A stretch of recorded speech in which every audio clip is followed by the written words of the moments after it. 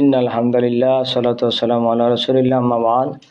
সম্মানিত দর্শক শ্রোতা, আজকে যাকাত সম্পর্কে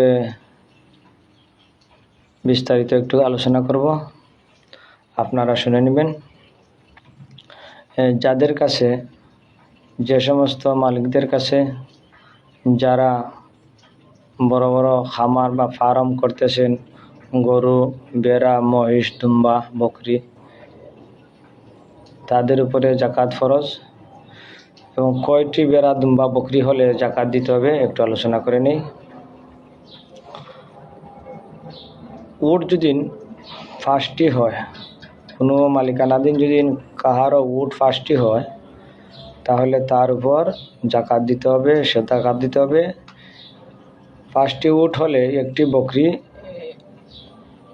যাকাত দিতে হবে। যে বকরিটির বয়স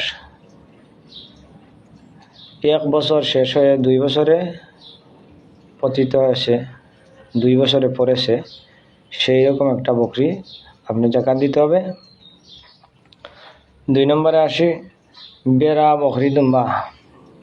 যদি কোনো মানুষের কাছে, কোনো মালিকের কাছে 40টি বকরি, ভেড়া, দুম্বা থাকে, তাহলে একটি বকরি